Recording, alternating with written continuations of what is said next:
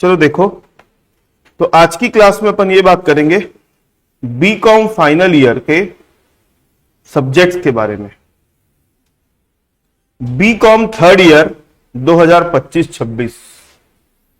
तो सबसे पहली बात आप लोगों को यह पता होना चाहिए कि बीकॉम थर्ड ईयर 25-26 जो है आप लोगों का ईयरली एग्जाम होगा, और ये लास्ट ईयर है जो ईयरली एग्जाम होगा। उसके बाद सारे बच्चे अब सेमेस्टर में कन्वर्ट हो गए। ठीक है, अब यहां पे कुछ चेंजेस किया गया आप लोगों के सिलेबस में। तो सबसे पहला चेंज ये है कि ये जो लास्ट नंबर पर दिख रहा है ना 7 और 8 नंबर पे, तो 7 और 8 नंबर में है ना जो सब्जेक्ट का पहले ऑप्शन मिलता था, एक मार्केटिंग वाला ग्रुप हुआ करता था, बैंकिंग, इंश्योरेंस वाला है ना, ई कॉमर्स वाला, ऐसे 4 ग्रुप होते थे जिसमें से एक ग्रुप लेते थे बच्चे। लेकिन इस बार से क्या कर दिया है, 2 कंपलसरी सब्जेक्ट डाल दिया है। एक डाल दिया इंडस्ट्रियल रिलेशन और दूसरा मटेरियल मैनेजमेंट। ये 2 सब्जेक्ट अब आपके में आ गए, अब ऑप्शन खत्म कर दिया गया है। ठीक है, और ये जो मैं बात कर रहा हूं ना, ये छत्तीसगढ़ की सारी यूनिवर्सिटी की बात कर रहा हूं। सरगुजा यूनिवर्सिटी बोल लो, बस्तर यूनिवर्सिटी बोल लो, रायपुर यूनिवर्सिटी, दुर्ग यूनिवर्सिटी और बस्तर यूनिवर्सिटी। छत्तीसगढ़ जो है 5 जोन में बटा हुआ है, तो 5 यूनिवर्सिटीज के हिसाब से ये सिलेबस जो है सबके लिए कॉमन है। ठीक है, तो इसमें आप लोग देखोगे तो ये 2 जो सब्जेक्ट है ये नए जुड़े हैं, और ये कंपलसरी सब्जेक्ट है, इसमें कोई ऑप्शन नहीं है, और दोनों ही थ्योरी सब्जेक्ट है, दोनों ही थ्योरी सब्जेक्ट है। ठीक है, बाकी के जो 6 सब्जेक्ट है वो आपके सेम रहेंगे। तो सबसे पहला सब्जेक्ट आपको क्या पढ़ना है, हिंदी। और क्योंकि आप लोग नए सिलेबस वाले हो तो हिंदी के भी सिलेबस में कुछ चेंज देखने को मिलेगा आप लोगों को। तो जो भी आप लोग पढ़ोगे तो नया ही मटेरियल लेके पढ़ना, पुराना मटेरियल नहीं काम आएगा, क्योंकि सिलेबस आप लोगों का चेंज हुआ है। जैसे सब्जेक्ट चेंज नहीं हुआ है, ये 2 सब्जेक्ट तो चेंज हो गए हैं, तो इसके लिए तो नया लेना ही पड़ेगा। उसके अलावा इन सब्जेक्ट में भी सिलेबस चेंज हुआ है, तो आपको नए मटेरियल को ही प्रीफर करना पड़ेगा। तो एक हो गया हिंदी, दूसरा हो गया इंग्लिश, तीसरा हो गया इनकम टैक्स, चौथा हो गया ऑडिटिंग, 5वां है मैनेजमेंट अकाउंट, और 6वां क्या है, इनडायरेक्ट टैक्स। अब यहाँ पे थ्योरी और प्रैक्टिकल सब्जेक्ट की बात करूं तो इनकम टैक्स एक प्रैक्टिकल प्लस थ्योरी दोनों सब्जेक्ट है, तो इसको प्रैक्टिकल ही मान के चलो, क्योंकि ज्यादातर इसमें प्रैक्टिकल ही पढ़ के जाते हैं लोग। ऑडिटिंग जो है एक थ्योरी सब्जेक्ट है, मैनेजमेंट अकाउंट प्रैक्टिकल सब्जेक्ट है, indirect tax theory plus practical दोनों है। क्योंकि पिछले साल से जिस हिसाब से पेपर आ रहे हैं ना, तो इनडायरेक्ट टैक्स में 3 यूनिट प्रैक्टिकल आता है और 2 यूनिट कंपलसरी थ्योरी आती है, तो आपको 2 यूनिट थ्योरी लिखना ही पड़ेगा इनडायरेक्ट टैक्स में। ठीक है, तो थ्योरी प्रैक्टिकल दोनों है। इनकम टैक्स में भी अब जिस हिसाब से सिलेबस चेंज हुआ है, तो यूनिट नंबर 5 में आपको थ्योरी लिखकर आनी पड़ेगी, कंपलसरी थ्योरी रहेगी इसमें भी। तो इसमें मैं प्रैक्टिकल प्लस थ्योरी दोनों लिख दे रहा हूं। ठीक है, management account pure practical subject है, इसको पूरा प्रैक्टिकली बनाना। बाकी उसके अलावा जितने सब्जेक्ट है सब थ्योरी सब्जेक्ट है। इतनी बात समझ में आ गई आप लोगों को। अब बहुत सारे बच्चों का ये डाउट रहता है, सर ग्रुपिंग है कि नहीं है, ग्रुपिंग है कि नहीं है। देखो, ग्रुपिंग वाली बात अगर करूं ना, तो ग्रुपिंग डिपेंड करता है यूनिवर्सिटी के ऊपर। ठीक है, मैं है भी नहीं बोल रहा हूं, और नहीं भी है ऐसा भी नहीं बोल रहा हूं। आप मान के चलो आपको हर सब्जेक्ट में पास होने के लिए कितना नंबर लाना है, आउट ऑफ 75 इतना नंबर लाना है, और 25 नंबर आप लोगों का क्या रहेगा, इंटरनल रहेगा। ठीक है, तो आप लोग मान के चलो शुरू से माइंडसेट बना लो कि ग्रुपिंग नहीं है। नहीं तो ग्रुपिंग के चक्कर में क्या होता है, बच्चा एक सब्जेक्ट को ध्यान देता है, एक सब्जेक्ट को ध्यान नहीं देता। तो ज्यादा बेटर है शुरू से माइंडसेट बना लो ग्रुपिंग नहीं। मैं ऐसा नहीं बोल रहा हूं ग्रुपिंग है या नहीं है, उसके बारे में बात नहीं कर रहा हूं मैं, आप लोगों को क्या करना है वो बोल रहा हूं। आप लोग ये मान लो कि ग्रुपिंग नहीं है, और उसी माइंडसेट के हिसाब से काम करो, और सारे सब्जेक्ट को बराबर बराबर ध्यान दो। और मिनिमम पास होने के लिए एक सब्जेक्ट में कितना नंबर लाना पड़ेगा आप लोगों को, 25 नंबर लाना है आउट ऑफ 75, और बाकी आपको कॉलेज से इंटरनल जो मिलेगा वो मिलेगा। इतनी बात समझ में आ गई। आप लोगों के कुछ डाउट है तो आप लोग पूछ सकते हो, अभी सब्जेक्ट से रिलेटेड या सिलेबस से रिलेटेड या एग्जाम पैटर्न की भी अगर मैं बात करूंगा अभी थोड़ी देर में, कुछ भी डाउट है आप लोग पूछ सकते हो। ऑनलाइन वालों आप लोग भी बता सकते हो कि कुछ डाउट है आपका। जैसे अपने साथ अभी बिलासपुर वाले भी बच्चे बैठे हैं, दुर्ग वाले भी बच्चे बैठे हैं, जगदलपुर बस्तर यूनिवर्सिटी वाले बच्चे हैं, और रायपुर वाले भी हैं, सरगुजा वाले बस नहीं है। मतलब 5 में से 4 यूनिवर्सिटी वाले बच्चे अभी अपने से कनेक्टेड है, जो अभी क्लास अटेंड कर रहे हैं। तो आप लोगों का सिलेबस मैं बोलूं 100% सेम है, बस पेपर अलग अलग आएगा आप लोगों का। अलग अलग डेट पर होगा, लेकिन सिलेबस अगर मैं बोलूं सेम है। मैंने अपने ऐप में 4 यूनिवर्सिटी के सिलेबस अपलोड किए, एक यूनिवर्सिटी का आया नहीं है, मेरे को मिला नहीं सरगुजा का, इसलिए डाला नहीं हूं। आप लोग चेक करोगे ना अपने ऐप में, चारों यूनिवर्सिटी का मैंने सिलेबस डाला हुआ है। शुरू शुरू के पन्ने बस अलग रहते हैं, बाद का पन्ना देखोगे ना कॉपी पेस्ट, मतलब सेम सिलेबस है। ठीक है, तो सिलेबस वाइज आप लोग कहीं पर भी कोई प्रॉब्लम नहीं होगी, मतलब जो अपन पढ़ेंगे क्लास में वो मैं एक बार पढ़ाऊंगा तो सबके लिए एप्लीकेबल होगा वो चीज। ठीक है, अच्छा एग्जाम पैटर्न की अगर मैं बात करूं तो एग्जाम का पैटर्न आप लोगों का ओल्ड पैटर्न पर ही चलेगा, ओल्ड पैटर्न। ठीक है, ओल्ड पैटर्न समझते हो ना आप लोग, एक यूनिट से 2 क्वेश्चन आएगा, उसमें से कोई एक बनाना रहेगा, जैसे आप लोग देते आ रहे हो वैसा पेपर। ठीक है, न्यू पैटर्न जो सिलेबस में डाला गया है ना वो प्रपोज्ड है। प्रपोज्ड मतलब बोल सकते हैं कि वो फर्स्ट ईयर में जब पढ़ते थे ना आप लोग, तब भी बोला गया था पैटर्न चेंज होगा, नहीं किए थे। सेकेंड ईयर में भी बातचीत चल रही थी पैटर्न चेंज होने की, नहीं किया गया था। और फाइनल ईयर में भी है ना, मान के चलो आपका पेपर का पैटर्न जो रहेगा ना वो क्या रहेगा, पुराना ही रहेगा। ठीक है, तो पैटर्न जो है वो ओल्ड पैटर्न ही रहेगा, तो ये ज्यादा अच्छा है आप लोगों के लिए, क्योंकि वो फिर उसके हिसाब से अलग तैयारी करनी पड़ जाती है। अब क्लास की अगर मैं बात करूं तो मैं आप लोगों को क्या क्या पढ़ाने वाला हूं। मैं आप लोगों को पढ़ाऊंगा इंग्लिश, लेकिन कब पढ़ाऊंगा, एग्जाम के टाइम पे, अभी नहीं। ठीक है, क्योंकि ये सब्जेक्ट जो है इतना ज्यादा इंपॉर्टेंस नहीं मांगता है, लेकिन स्कोरिंग सब्जेक्ट है ना, फाइनल ईयर है, जिसने पिछले 2 सालों में पाप किए हैं, मतलब फर्स्ट ईयर सेकेंड ईयर में परसेंट अच्छे नहीं आए या जो भी है, तो अब आप लोग इंग्लिश और हिंदी को भी थोड़ा सा वेटेज देना। अच्छा नंबर आएगा ना आपका, तो आपका वो जो क्या बोलते हैं एवरेजिंग बढ़ जाएगी आपकी, है ना। तो हिंदी इंग्लिश को भी छोड़ना नहीं है, अच्छे से तैयारी करना है। तो एग्जाम टाइम पे कराऊंगा इंग्लिश में, इंपॉर्टेंट क्वेश्चंस वगैरह जैसे देता हूं वो दूंगा। इनकम टैक्स अपनी जो रेगुलर क्लासेस चलती रहेंगी उसमें तो मैं कवर करा ही दूंगा। ऑडिटिंग, ऑडिटिंग में स्टार्ट करूंगा आफ्टर दिवाली।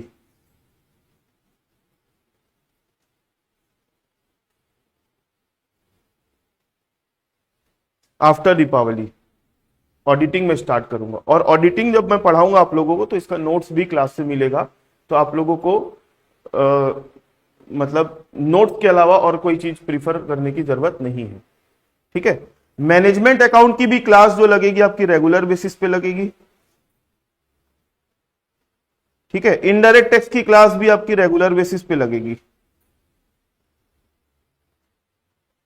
इंडस्ट्रियल रिलेशन और मार्केटिंग मैनेजमेंट ये सब्जेक्ट नया है, और जैसा कि नॉर्मली देखा गया कि बच्चे जो थ्योरी सब्जेक्ट है, मैं जनरल बात करूं भाई, कुछ बच्चे ऐसे भी होते हैं जो शुरू से पढ़ना स्टार्ट कर देते, तो मैं आप लोगों को इंडस्ट्रियल रिलेशन और मार्केटिंग मैनेजमेंट का भी नोट्स प्रोवाइड करूंगा क्लास से।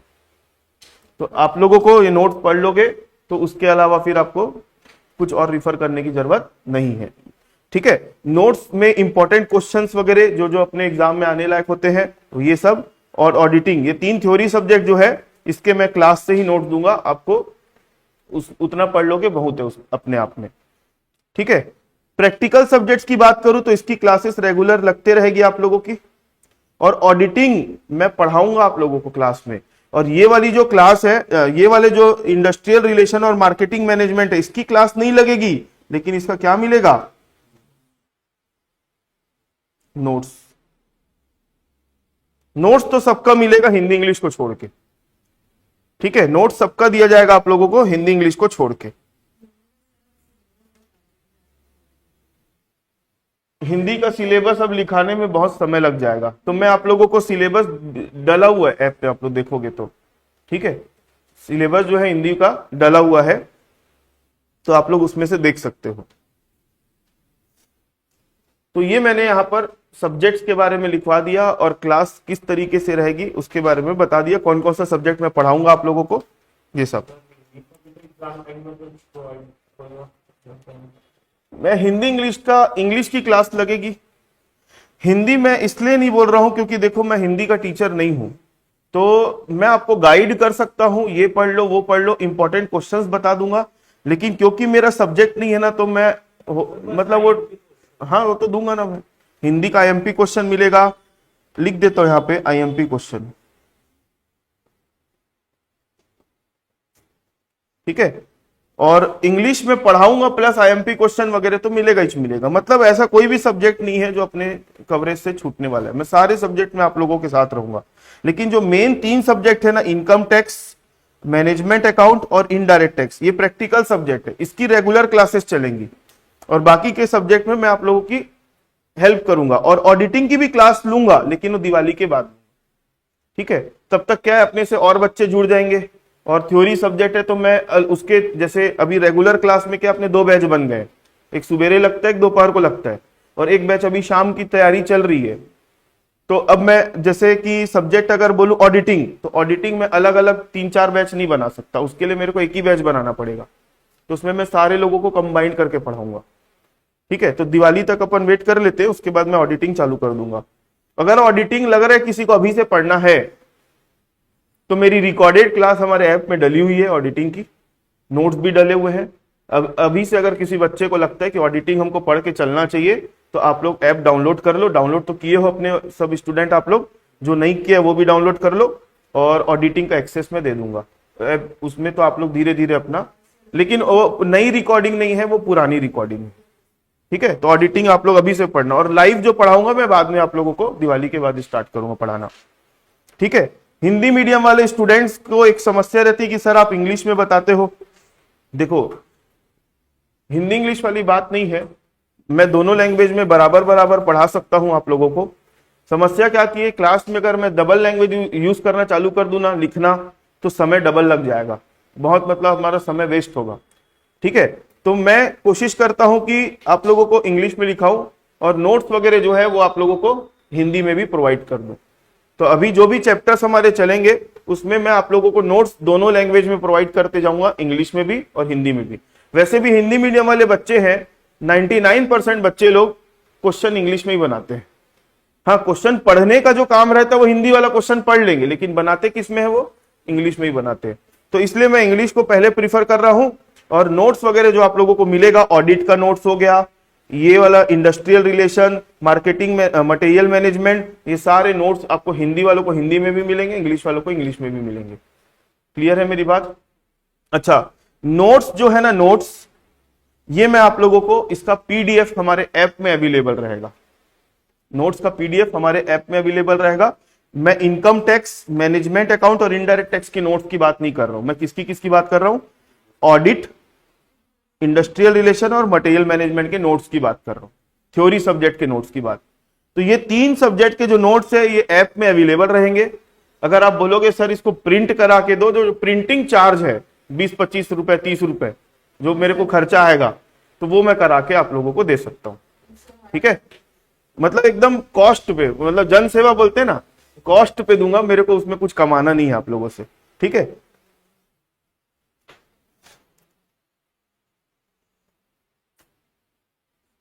चलो इधर देखो, अब आगे बढ़ते हैं। तो जो हमारे 3 मेन सब्जेक्ट है, 3 मेन सब्जेक्ट मतलब 3 प्रैक्टिकल सब्जेक्ट्स, उसकी बात करते हैं। सबसे पहले अपन बात करते हैं इनकम टैक्स की। तो ये इनकम टैक्स का सिलेबस है जो मैंने अभी यहां पर लिखा है, ठीक है। तो इसमें इनकम टैक्स का सिलेबस आपको टोटल नंबर ऑफ चैप्टर कितने दिख रहे हैं? बुक में देखोगे ना, तो बुक का इंडेक्स अगर देखोगे तो उसमें नंबर ऑफ पेजेस ज्यादा दिखेंगे, नंबर ऑफ चैप्टर ज्यादा दिखेंगे, ठीक है। तो ये जो चैप्टर जो दिख रहे हैं ना आप लोगों को, ये आपके सिलेबस के हिसाब से, ठीक है। तो मैंने आपके यहां पे जो लिखा, जो चैप्टर नहीं है आपके सिलेबस में उसको नहीं लिखा है, जो आपके सिलेबस में है उसी को लिखा है बस। सुनो मेरी बात ध्यान से। तो इनकम टैक्स के अंदर मालूम है आप लोगों को आपका पेपर कितने यूनिट में बटा हुआ है? 5। तो पहला चैप्टर अपने को क्या पढ़ना है? Basic concept. हमारा इनकम टैक्स यहीं से स्टार्ट होगा। उसके बाद क्या है अगला चैप्टर? रेसिडेंशियल स्टेटस, जिसको हिंदी में निवास स्थिति भी बोलते हैं। एग्जेम्प्टेड इनकम्स, कर मुक्त आय। एग्रीकल्चर इनकम, कृषि आय। तो ये हमारे 4 चैप्टर है जो यूनिट नंबर 1 में पढ़ने। और अगर यहां पे मैं थ्योरी प्रैक्टिकल की बात करूं तो ये पूरा थ्योरी है। ये प्रैक्टिकल है, ये थ्योरी है, और ये प्रैक्टिकल मतलब क्वेश्चन सॉल्व करने वाला चैप्टर है। यूनिट नंबर 2 में आता है हमारा इनकम फ्रॉम सैलरी पार्ट 1 और पार्ट 2। सैलरी चैप्टर जो है 2 पार्ट में बटा हुआ है। कितने पार्ट में बटा हुआ है? 2, पार्ट 1 पार्ट 2। तो ये दोनों क्या है आपका? प्रैक्टिकल है। इनकम फ्रॉम हाउस प्रॉपर्टी भी क्या है? प्रैक्टिकल सब्जेक्ट है, प्रैक्टिकल चैप्टर है। उसके बाद यूनिट नंबर 3 में है इनकम फ्रॉम बिजनेस और प्रोफेशन। तो ये इनकम फ्रॉम बिजनेस और प्रोफेशन भी हमारा कौन सा चैप्टर है? प्रैक्टिकल चैप्टर है। कैपिटल गेन भी हमारा प्रैक्टिकल चैप्टर है। इनकम फ्रॉम अदर सोर्सेज भी हमारा प्रैक्टिकल चैप्टर है। Set off and carry forward of losses practical chapter है। Unit number 4 deduction from gross total income, ये प्रैक्टिकल चैप्टर है। क्लबिंग ऑफ इनकम थ्योरेटिकल है। Computation of total income practical है। Computation of tax liability practical है। Tax deducted at source practical है। Advance tax भी practical है। Unit number 5 tax administration theory, penalty theory, appeal revision theory, preparation and filing of income tax return और application for PAN, ये भी क्या है? Theory. Unit number 5 पूरा theory है। तो ये इनकम टैक्स का सिलेबस है आप लोगों का। अब एक बार इनकम टैक्स के सिलेबस का एनालिसिस क्या होता है। बहुत सारे बच्चे हैं ना, मतलब मैं सही गलत की बात नहीं कर रहा हूं, पुराने समय के पिछले सालों के मटेरियल यूज करते हैं, मतलब पुरानी बुक या पुरानी गाइड जिससे भी पढ़ रहे हैं। तो इस बार आप लोगों का सिलेबस में कुछ चेंज हुआ है, तो जानकारी के लिए बता दे रहा हूं। पुराने से पढ़ो नए से पढ़ो उससे मेरे को मतलब नहीं है। मेरा बोलने का मतलब है यहां पर सिलेबस से कुछ हटा नहीं है और कुछ नया डाला नहीं गया है, ठीक है। यहां पर आपके सिलेबस में कुछ कुछ शफलिंग हुई है चैप्टर्स की, जो आपको पता होना चाहिए। जो set off and carry forward of losses नाम का जो चैप्टर दिख रहा है ना आप लोगों को, पहले ये यूनिट नंबर 4 में हुआ करता था। अब इसको उठा के कहां डाल दिए? यूनिट नंबर 3 में डाल दिए। इस साल डला है, पहले नहीं था, ठीक है। ये नया चेंजेस है। दूसरा, टैक्स डिडक्टेड एट सोर्स और एडवांस पेमेंट ऑफ टैक्स, ये यूनिट नंबर 5 में हुआ करता था। अब इसको उठा के कहां डाल दिए? यूनिट 4 में डाल दिए। ये चेंज हुआ आपके सिलेबस में, ठीक है। ये 16 नंबर और 17 नंबर का चैप्टर जो है, पहले ये यहां हुआ करता था यूनिट 5 में, अब उसको उठा के यूनिट 4 में डाल दिया गया। और यूनिट नंबर 5 में अगर आप देखोगे तो ये जो है ये पहले से बैठे हुए चैप्टर है, कोई नया नहीं है कुछ भी इसमें, ठीक। तो ये आप लोगों का इनकम टैक्स का सिलेबस है, ये पढ़ना है। और इनकम टैक्स को अच्छे से पढ़ोगे, अच्छे से ईमानदारी से, तो भाई 3 महीना लगता है, 3 महीना लगेगा। अब मेरे ऊपर है, मैं चाहे तो 1 महीने में भी खत्म करा सकता हूं, लेकिन डिपेंड ये करता है कि भाई फिर आप लोग उस लेवल का प्रैक्टिस नहीं कर पाओगे। रूल बताने में 2 दिन लगता है और आप लोगों को क्वेश्चंस वगैरह करवा दिए 2-3 दिन में हो जाएगा। तो 1 महीने वाला सिस्टम अपन नहीं रखेंगे, आराम से पढ़ेंगे, कोई हड़बड़ी नहीं है। अभी कौन सा महीना चल रहा है? सितंबर आज स्टार्ट हुआ है ना, आज 2 तारीख है सितंबर की, ठीक है। तो आराम से अपन है ना खत्म कर लेंगे इसको, कोई हड़बड़ी वाली बात नहीं, क्योंकि हमारी क्लास तो इसके पहले से चलते आ रही है। तो आधे से ज्यादा इनकम टैक्स तो हम पढ़ के बैठ ही चुके हैं। जो नए बच्चे हैं मैं उनके लिए बात कर रहा हूं, है ना। कोई दिक्कत नहीं है, आराम से पढ़ेंगे, हो जाएगा कंप्लीट। अब मेरे को ऐसा लग रहा है ये चैप्टर से है ना, जब ये यूनिट नंबर 5 में हुआ करता था तो इससे प्रैक्टिकल क्वेश्चन बहुत कम आते थे, बहुत कम आते थे। अब इसको उठा के कहां डाल दिया है? यूनिट 4 में डाल दिया। तो अब इससे प्रैक्टिकल क्वेश्चन आने का चांस बढ़ गया। थ्योरी तो आती है और प्रैक्टिकल भी आता है। अच्छा, इनकम टैक्स के बारे में एक बात बता दूं मैं आप लोगों को, जहां जहां मैंने लिखा है प्रैक्टिकल टॉपिक है, जहां जहां मैंने लिखा है प्रैक्टिकल टॉपिक है, उससे थ्योरी भी पूछ लेते हैं। जैसे मैं एक एग्जांपल दूं आप लोगों को, set off and carry forward of losses नाम का चैप्टर के आगे मैंने क्या लिखा है? मैं जो रूल पढ़ाऊंगा ना आप लोगों को प्रैक्टिकल क्वेश्चन बनाने के लिए, वही रूल आपसे थ्योरी में पूछ देगा। Explain the provision of set off and carry forward of losses. तो आप लोगों ने प्रैक्टिकल क्वेश्चन बनाने के लिए रूल जो समझा है, पढ़ा है, उसका नोट भी रहेगा आपके पास। तो इससे आप लोगों को क्या देखने को मिल जाएगी? थ्योरी भी मिल जाएगी। मतलब मैं आप लोगों को जो चीजें प्रैक्टिकल के नाम से पढ़ाऊंगा वो इक्वली थ्योरिटिकली भी इंपॉर्टेंट रहेगा। ठीक है, तो आप लोगों को मैंने यहां लिखवा जरूर दिया है कि प्रैक्टिकल है लेकिन इससे थ्योरी भी आ सकती है, मतलब practical oriented theory, practical topics के ऊपर थ्योरी। तो आप लोगों को उस तरीके से तैयारी करनी है। पूरे फाइनल ईयर में सबसे ज्यादा मेहनत अगर कोई सब्जेक्ट करवाएगा तो वो कौन सा है? Income tax. जैसे बीकॉम सेकेंड ईयर में थे तो 3 सब्जेक्ट पढ़ते थे आप लोग, प्रैक्टिकल, कॉस्ट, कॉर्पोरेट और स्टैटिस्टिक्स। तीनों बराबर बराबर थे, तीनों अपने आप में वजनदार सब्जेक्ट थे। कॉस्ट अपने आप में अलग, कॉर्पोरेट और स्टैटिस्टिक्स। यहां पर है ना, जैसे मैं कॉस्ट की बात करूं, ऐसे ग्राफ बनाऊं तो कॉस्ट, कॉर्पोरेट, स्टैटिस्टिक्स लगभग तीनों बराबर थे। और फाइनल ईयर में अगर मैं बोलूं, इनकम टैक्स इतना है, मैनेजमेंट इतना है और इनडायरेक्ट टैक्स इतना है। समझ गए मेरी बात को? तो इनकम टैक्स में जितनी मेहनत करोगे ना तो उधर 2 सब्जेक्ट आपसे उतनी कम मेहनत करवाएंगे। तो आप लोग जो फोकस है ज्यादा इसी में ही करना। ठीक है, इनडायरेक्ट टैक्स इतना सा है, 20 दिन पढ़ के आपका 70+ आ सकता है। मैं खुद इनडायरेक्ट टैक्स जब पढ़ता था, मतलब बीकॉम फाइनल में था, तो मेरा 71 नंबर आया था और मैं 3 दिन की छुट्टी मिली थी, उस समय होली था बीच में, 3 या 4 दिन की छुट्टी थी, बस उतना दिन पढ़ा था और मेरा 71 नंबर आया था इनडायरेक्ट टैक्स। तो आप लोगों का भी आ सकता है। इनडायरेक्ट टैक्स को उतना वेटेज देने का जरूरत नहीं है, बहुत इजी सब्जेक्ट है, इतनी पतली सी तो बुक है उसकी। ठीक है, चलो अब नेक्स्ट सब्जेक्ट में आ जाओ, मैनेजमेंट अकाउंटिंग। मैनेजमेंट अकाउंटिंग में टोटल कितने चैप्टर दिख रहे हैं आप लोगों को? 14 चैप्टर दिख रहे हैं। यूनिट नंबर 1 में है क्या? Management accounting and introduction, theory chapter है। Analysis of financial statement, theory plus practical दोनों है।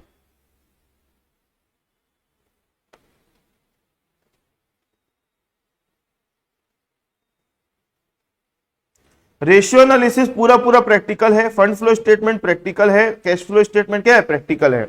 मैनेजमेंट अकाउंटिंग तो पूरा प्रैक्टिकल सब्जेक्ट है भाई। Absorption costing and marginal costing practical. Marginal costing as a tool for decision making practical. Break even point practical. Budget and budgeting theory. Budgetary control theory. Fixed and flexible budget practical. Cash budget practical. Standard costing theory, variance analysis practical. तो ये आपका theory practical का combination मैंने बता दिया management accounting. अब इसमें भी सब्जेक्ट चैप्टर्स में शफलिंग हुई है, सुनो ध्यान से, और बहुत इंपॉर्टेंट है यहां पर समझना। क्यों मालूम है? यूनिट नंबर 2 में जो एक चैप्टर दिख रहा है आप लोगों को, चैप्टर का नाम क्या है? ये आपका यूनिट नंबर 1 में हुआ करता था और इससे सवाल एक ठोक आना कंफर्म था, आता ही था। रेशियो एनालिसिस से क्वेश्चन आता ही था। और ये जो चैप्टर दिख रहा है, जो मैंने प्रैक्टिकल और थ्योरी दोनों लिखा है, एनालिसिस ऑफ फाइनेंशियल स्टेटमेंट, आप लोगों ने 12वीं जब पढ़ते रहोगे तो एक चैप्टर पढ़े होंगे कंपैरेटिव कॉमन साइज स्टेटमेंट वाला, याद होगा, 3rd बुक में आता था जो। ठीक है, तो वो वाला चैप्टर है ये, बैलेंस शीट वगैरह बनानी पड़ती है। तो ये चैप्टर से प्रैक्टिकल आता ही नहीं था। आप पिछले इतने साल के पेपर उठा के देख लो, आता ही नहीं था क्वेश्चन। लेकिन अब क्या हुआ, ये नीचे आ गया, रेशियो एनालिसिस यहां से हट गया। तो अब पेपर सेट करने वाले के पास अगर फर्स्ट यूनिट से कोई प्रैक्टिकल देना है तो उसके पास चैप्टर कौन सा बचा है? एनालिसिस। अब इसका प्रैक्टिकल आएगा। ठीक है, अगर प्रैक्टिकल दिया उसने तो इसी से ही आएगा। रेशियो एनालिसिस को उठा के कहां लिख दिए हैं? यूनिट नंबर 2 में। मैं जो भी लिख रहा हूं आपके सिलेबस को देख के ही लिखा है मैंने ना। तो रेशियो एनालिसिस यूनिट 2 में आ गया। फंड फ्लो स्टेटमेंट और कैश फ्लो स्टेटमेंट, अगर आप देखोगे रेशियो एनालिसिस भी 12वीं में पढ़े हुए हो आप लोग, 3rd बुक में था। और कैश फ्लो स्टेटमेंट भी आप लोगों ने कहां पढ़ा है? 12वीं में पढ़े हुए हो। ठीक है, आगे यूनिट नंबर 3 में आएगा absorption costing and marginal costing. Marginal costing as a tool of decision making और ब्रेक इवन पॉइंट। ये जब पढ़ेंगे तो चैप्टर्स के बारे में बताऊंगा क्या है उसके अंदर। आगे यूनिट नंबर 4 में है budget and budgeting, budgetary control, fixed and flexible budget और कैश बजट। दूसरी इंपॉर्टेंट चीज, सिलेबस चेंज की बात कर रहा हूं मैं अभी। कैश बजट से पहले क्वेश्चन नहीं आता था। हमारे सिलेबस में भी कैश बजट स्पेसिफिकली नहीं लिखा रहता था। क्या लिखा रहता था? Fixed and flexible budget. और क्वेश्चन आते भी नहीं थे। इस बार साफ साफ आपके सिलेबस में अलग से लिख दिया फिक्स्ड एंड फ्लेक्सिबल बजट के बाद में क्या नाम लिखा है, कैश बजट। मतलब अब इससे सवाल आने का चांस बढ़ गया। अभी तक के समय में फिक्स्ड और फ्लेक्सिबल बजट ही एक चैप्टर था जिससे क्वेश्चन आते थे, अब किसका क्वेश्चन आने का चांस बढ़ गया है, कैश बजट। बाकी यूनिट नंबर 5 में कोई चेंज नहीं है, स्टैंडर्ड कॉस्टिंग थ्योरी है और वेरिएंस एनालिसिस क्या है, मटेरियल, लेबर और ओवरहेड का है। जब आप लोग बुक देखोगे ना मैनेजमेंट अकाउंटिंग की, तो मटेरियल और लेबर आपको एक पेज में दिखेगा, एक चैप्टर में दिखेगा, और ओवरहेड का अलग चैप्टर बना के रखा है। तो ये दोनों सबके नाम एक ही है, वेरिएंस एनालिसिस। मटेरियल लेबर को एक चैप्टर में रखा है और ओवरहेड का चैप्टर अलग कर दिया है, तो उससे कंफ्यूज मत होना। इतनी बात समझ में आई मैनेजमेंट अकाउंटिंग के बारे में। मैनेजमेंट अकाउंटिंग को ईमानदारी से अगर अच्छे से पढ़ोगे तो 2 महीने से ज्यादा नहीं लगता है समय, इसमें आराम से खत्म हो जाएगा। ठीक है, 2 महीने से ज्यादा नहीं लगेगा। और मैं ज्यादा ही ज्यादा हिसाब लगा रहा हूं ना, इसमें से कैश फ्लो स्टेटमेंट अगर आपने पढ़ लिया, रेशियो एनालिसिस हो गया एक चैप्टर, एक हो गया कौन सा चैप्टर, कैश फ्लो, दूसरा रेशियो, और एक लास्ट में वेरिएंस एनालिसिस। इसके अलावा कोई भी चैप्टर हमारे बुक में बड़े चैप्टर नहीं है। यही 3 चैप्टर आपसे इस सब्जेक्ट में मेहनत करवाएंगे, बाकी तो हलवा है, एकदम इजी इजी चैप्टर है सब। ये हो गया अपना मैनेजमेंट अकाउंटिंग। उसके बाद बात करेंगे किसकी, इनडायरेक्ट टैक्स। इनडायरेक्ट टैक्स का सिलेबस थोड़ा सा ना अजीब है, इसलिए मैं ना इसको एकदम शॉर्ट में लिखा हूं। तो जब मैं इनडायरेक्ट टैक्स पढ़ाना चालू करूंगा तब मैं उसके बारे में डिटेल में बात करूंगा। तो इसमें अगर आप देखोगे तो यूनिट नंबर 1 में क्या चैप्टर का नाम है, कस्टम ड्यूटी। कस्टम ड्यूटी मतलब जब हम विदेश से माल मंगवाते हैं, इंपोर्ट करते हैं, तो उसके ऊपर जो टैक्स लगता है उसको क्या बोलते हैं, कस्टम ड्यूटी। तो यूनिट नंबर 1 हमारा इसी पे ही है, इनडायरेक्ट टैक्स में। यूनिट नंबर 2 क्या लिखा हुआ है, छत्तीसगढ़ एक्साइज। छत्तीसगढ़ एक्साइज मतलब ये दारू वाला चैप्टर है, दारू पर कितना टैक्स लगता है। ठीक है, एक दिन में खत्म हो जाएगा ये, एक दिन में पढ़ने बैठोगे ना, एक दिन में खत्म हो जाएगा। बस आपको दारू का जो टैक्स का रेट है ना वो याद रखना पड़ेगा, कुछ नहीं करना है, कॉलम बनाते हैं, मल्टीप्लाई करना है, आंसर आ जाता है, बस और कुछ नहीं करना, एक दिन में खत्म हो जाएगा। कस्टम ड्यूटी कितने दिन का मालूम है, 3 दिन। तो कितना दिन हो गया, 4। अब बाकी का जो 15 दिन लगना है ना वो किसमें लगना है, जीएसटी में। ठीक है, जीएसटी यूनिट नंबर 3 में भी है, 4 में भी है और 5 में भी है। तो यूनिट नंबर 3, 4, 5 में जीएसटी के अलग अलग चैप्टर्स हैं, उस वो पूरे बटे हुए। ठीक है, और कस्टम ड्यूटी मैंने टॉपिक का नाम लिखा है, इससे एक थ्योरी प्रैक्टिकल आएगा, थ्योरी भी आएगा और क्या आएगा, एक इससे भी एक थ्योरी आएगी और क्या आएगा, एक प्रैक्टिकल आएगा। इससे एक थ्योरी आएगी और मैं यूनिट नंबर 4 और 5 की कोई गारंटी नहीं लेता, इससे थ्योरी ही आ रही है इतने साल से। ठीक है,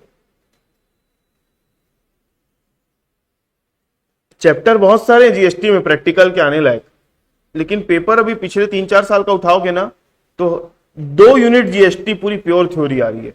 अच्छा, प्रैक्टिकल थ्योरी की अगर मैं बात करूं तो प्रैक्टिकल जो है ना वो किसी भी यूनिट में डाल के दे सकता है। मैंने अभी कहां लिखा है प्रैक्टिकल, 3rd में लिख दिया। वो क्या करेगा मालूम है, पेपर सेट करने वाला यहां पे भी डाल सकता है प्रैक्टिकल, और यूनिट नंबर 3 और 5 को थ्योरी बना देगा पूरा, या फिर यूनिट नंबर 5 में प्रैक्टिकल दे देगा और 3 और 4 को थ्योरी बना। तो आप जीएसटी में मान के चलो 2 थ्योरी लिख के आनी पड़ेगी आप लोगों को। हम प्रैक्टिकल सब्जेक्ट पढ़ेंगे, प्रैक्टिकल चैप्टर पढ़ के जाएंगे, लेकिन थ्योरी आ गई तो फिर कैसे लिखोगे, है ना। तो ये हो गया आप लोगों का सिलेबस, जो मेन 3 सब्जेक्ट है प्रैक्टिकल वाले। और इसमें अगर आप लोगों को कुछ डाउट है तो आप लोग मेरे से पूछ सकते हो। और आप लोगों से एक रिक्वेस्ट है कि ये वीडियो आप लोगों तक पहुंचा तो आप लोग इसको अपने दोस्त लोगों के साथ, अपने फ्रेंड्स लोगों के साथ और अपने कॉलेज ग्रुप्स में इसको शेयर करो। बहुत सारे बच्चे लोगों को अपने सब्जेक्ट से रिलेटेड और सिलेबस से रिलेटेड कंफ्यूजन है, तो कम से कम ये वीडियो देखेंगे तो उन लोगों को क्लैरिटी मिलेगी। और हाँ, मैं इसमें बताया तो मेरे तरफ से मैं गलती करने का चांस मैं बहुत कम रखा हूं। मतलब मैं जो जो चीजें बताया इतने दिन से मैं उसके बारे में डिटेल इकट्ठा कर रहा था, उसके बारे में फिर मैंने इकट्ठा करके फिर आप लोगों को बताया। मान लो अगर कोई फ्यूचर में चेंज आता है या फिर मैंने कोई ऐसी बात बता दी जिसमें आपको कुछ लग रहा है कि नहीं हमारे कॉलेज में कुछ और बताएं, तो प्लीज आप लोग वीडियो के नीचे कमेंट करके बता देना कि सर ऐसा आपने बताया तो उसमें ऐसा नहीं है, ऐसा है। ठीक है, तो मतलब मैंने अपने तरफ से पूरा जो जो रिसर्च करना था किया है। बाकी आप लोगों को कुछ नई बात पता चलती है तो मेरे को बता देना। अच्छा, एक चीज और है, ग्रुपिंग की अगर मैं बात करूं, ग्रुपिंग ग्रुपिंग तो नहीं है बताया था पहले, मान के चलो कि ग्रुपिंग नहीं है ना, लेकिन हम लोग जब पढ़ते थे ना तब भी ग्रुपिंग नहीं था, बीच में ग्रुपिंग के सिस्टम चालू हुए थे, फाइनल ईयर की बात कर रहा हूं। तो कभी कभी यूनिवर्सिटी लास्ट मूवमेंट पे ग्रुप के ऊपर डिसीजन ले लेती है। जैसे पिछले साल मालूम है सेकेंड ईयर में फरवरी के महीने में ग्रुप चेंज का नोटिफिकेशन आया था। तो ग्रुपिंग रहे मत रहे आपको तो पढ़ने से मतलब है ना। इनकम टैक्स है, अब इनकम टैक्स को किसी भी ग्रुप में डाल दे भाई, पेपर तो इनकम टैक्स का ही होगा ना। ग्रुप को करना क्या आपको, तो रिजल्ट बनाने के लिए ग्रुपिंग का काम आएगा। आप मान के चलो सब्जेक्ट आपका है, पढ़ना है, मिनिमम 25 नंबर लाना है, बस दिमाग लगाना ही मत ग्रुपिंग में। ठीक है, अभी फिलहाल अगर मैं पिछले साल की ग्रुपिंग की बात करूं, अभी इस साल का मैं ग्रुपिंग का कुछ बोल नहीं रहा हूं, पिछले साल की अगर ग्रुपिंग बोलूं तो इनकम टैक्स और ऑडिटिंग एक ग्रुप में था, मैनेजमेंट अकाउंटिंग और इनडायरेक्ट टैक्स एक ग्रुप में था, बोल रहा हूं ना, है नहीं बोल रहा हूं, था बोल रहा हूं, और इंडस्ट्रियल रिलेशन और मटेरियल मैनेजमेंट, क्योंकि ये दो नए सब्जेक्ट जुड़े तो ये दोनों ग्रुप में हो सकते हैं।